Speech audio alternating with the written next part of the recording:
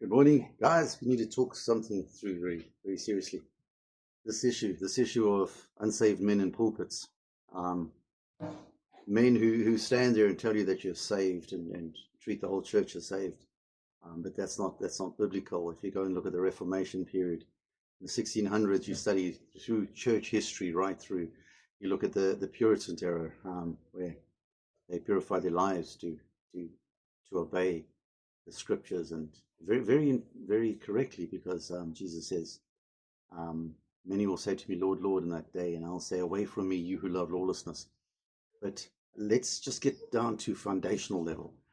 What does it mean to be saved? How do I get saved? What do I need to understand as a Christian sitting in a church? Why do I need to be saved? How do I need to get saved? It's critical. You look at the crucifixion. You say, but okay, why did he die on the cross? Because he died for you is half a story. None of us want half a story. Mr. Minister, you're not paid to give half a story. You're paid to give the absolute, complete truth. Well, don't give me half a story, because I'll never become a Christian on half a story. Okay, I'll feel I'm a Christian. I'll be told I'm a Christian, and you will treat me as a Christian. But you treating me as a Christian and God treating me as a Christian are two worlds apart. Okay, literally two worlds apart. Okay, so let's get down to foundational level as per mainstream Christianity, as per the teachings of the Puritans. What did they teach? Okay, this is what they taught. All right, the law. Where there is no law, there's no transgressions, says Paul. Okay, the law came. He also said this, the law came that sin may seem exceedingly sinful. All right. Now, Christ dying on the cross, there's more to it. Why did he need to die on the cross? What was so critical? He asked his Father, if at all possible, let this cup pass from me. But his Father said, no, it cannot pass from you. The law has to be punished. Literally, he doesn't say it literally, but this is how it played out. Let this cup pass from me. And he still went through the crucifixion, because the just recompense of the breaking of law has to be punished upon somebody. Someone has to pay the price for sin. Okay, no sin can go unpunished. It is what is termed justice. By way of imputation, we've got to have a knowledge of the law, a duty to the law, and if we break that law, unfortunately, a punishment. All right, and this is how the courts act as well. Somebody has to pay the price. Okay, a cost. There's an obligation to every break of law. Well, God works on the same system. Now, this will give you some understanding of the crucifixion, but a clear understanding and a necessary understanding. In fact, imperative understanding. Okay, so Christ is on the cross. He's dying. He's laying down his life. All right. They didn't take it. He laid his life down. This was predicted 700 years ago in the book of Isaiah. Okay, so he's laying down his life. For what? To pay the price of what? Broken. Absolutely. Because there's no other good reason. But there's also no other reason stated in Scripture why he did it, except that it was for broken law. So law was broken. Well, then, surely we need to give attention to this law. We need to see that it was for broken law. We need to see that Christ, Paul says, the law is holy and its commandments are holy, just, and good. The same one who said we're dead to the law. But the law is also the line between good and evil. Jesus said, I did not come to remove one jot or one tittle from the law. Until heaven and earth shall pass away, will not one jot or one tittle be removed from the law. And anyone who teaches anyone to break the least of these commandments, will be called least in heaven. And anyone who teaches men to keep these commandments will be blessed. Guys, go make disciples, teaching them to obey all that I have commanded, says Christ himself. Okay. On Judgment Day, bring all those who refuse to let me rule over them and kill them in front of me. That's Luke 19:27. Go read Luke 19:27. Okay, it is critical to our understanding how much trouble we're in. Okay, this God of heaven is so just, so holy. He's got to punish every break of the law, every single break of the law. And he's either got to punish it upon his son, or he's got to punish it upon us. Okay, so then how do I get to see how important this law is? The 10 Commandments, Christ points to them straight away after he brings through that anyone who teaches anyone to break the least of these commands will be called least in heaven. The 10 Commandments were critical. They were so necessary, but we've played them down in the churches going back into the 1800s, mid-1800s. They started playing down these attention given to these commandments. But yet so necessary, because this God who has given these laws has also given punishment for the breaking of these laws. And this is what's not taught. Tell me if you've heard this in a church before. Okay, so Christ receives the wrath, the rage, the anger of his Father upon his own life for the breaking of law.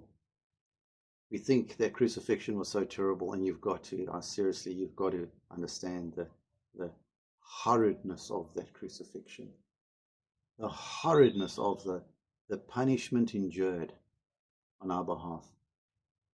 Now, either Christ did it for us, or we're going to receive that punishment. Millions and millions of years in eternity burning, and this is what the lawgiver told us. We cannot make light of these words. We cannot dismiss these words. We cannot toss them in the bin as we walk out the church and say, right, let's carry on our lives. We've got to conform our lives. He came to redeem a people, zealous for good works, and to purify them. Now, to purify them, well, how do you gauge yourself except there's a set of standards? We need to respect this law that God has given. It will be respected on Judgment Day, as many are thrown into hell, as the law of God is held so high. This God who gave us this law with the intention of telling us, I intend to enforce it. If you break it, you will die. If you keep it, you will live. None of us could keep it. But it still doesn't mean we toss it and do as Ephraim did, which is a Jewish nation. God says, and he accuses them. He says, I gave them my law, and they counted it as nothing. I say today's churches, we're doing exactly the same. We're counting his law as nothing. We're discarding our duty. But this is where Christ says, away from me, you who love lawlessness. If you keep my commandments, I will love you, and my Father will love you too. Well, then what happens if I don't keep your commandments, Lord? He who says he knows me and does not obey me is a liar, and the truth is not in him. These are hectic accusations, guys. So then why have the churches today played down obedience to law? Obedience to this Christ. Because it's only those who see their wretchedness. So I've broken law, and this is why I need Christ. Okay, this is not told. We've just told we're sinners. But if you go deeper than that, we've broken law by way of imputation. It is imputed to us to have a knowledge of the law, a duty to the law, and a liability to this law. And we've tossed that. We've ignored that. We've lived as though law did not exist, and we were a law to ourselves. Either he is your ruler, your lawgiver, or he will be your destroyer. So we return back. We've lived like devils before. Now we return back to Christ, asking for mercy. We have said, my Father will not rule over me. Now we return back and say, Lord, have mercy on me. It is then at that point that we have parted from the evil side of life, and we've returned back to an obedience to our God. But we've fought through a lot of bad habits, and that's where sanctification comes in.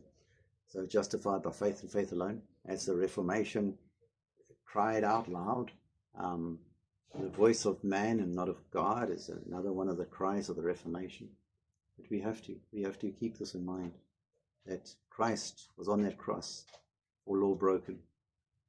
should we not be given attention to God's laws? But then just let's just look at the first commandment. Love the Lord your God with all your heart and all your soul and all your mind. Therein is the measure of it.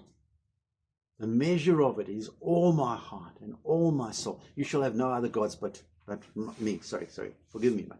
I'm distracted. I'm watching the dog on the side here. You shall have no other gods but me. Okay. No other gods. That's your second commandment. Sure. Guys, we are our own gods. We decide how we're going to live. We decide what we're going to do. We decide should we or shouldn't we do that. We don't look to our God. Love the Lord your God with all your heart. Well, if I have to love you, I've got to give my everything to you, Lord. I've got to give my entire attention to you. I've got to give my entire attention to every single word you said, to the highest entity, the highest honor. So I'm looking to you, Lord, who has made this entire universe, the stars, the galaxies, who command the rain, the storm, the hail, as judgments in most cases, because hail is a judgment given from God. He says, I'll give them hail for rain because of their wickedness. You also see a God who has destroyed nations over the centuries. He's destroyed cities. He shows us, and he tells us in 1 Corinthians 10, he said, I do not want you to be ignorant, brethren, that all these people are brought through the desert, and basically their bodies lay strewn across the desert, because with them I was not well pleased. Well, then perhaps we need to give more attention to this God who demands that we please him. The churches today give positive content. They tell you how much God's going to bless you and give you this, and how wonderful he is, and that he's prepared this for heaven. The scriptures teach of our duty to God, which is neglected by today's false teachers. And can I be very honest? We're not just looking at the teachers sitting in the charismatic churches. We're talking about the evangelical teachers, those sitting in your Baptist churches are as evil as the ones sitting in the charismatic churches, pulpits. So, guys, this is something quite critical to you getting into heaven. If it's that important to you, give attention to it. Do not dismiss what I've said. Thanks, my friends. Cheers. Bye-bye.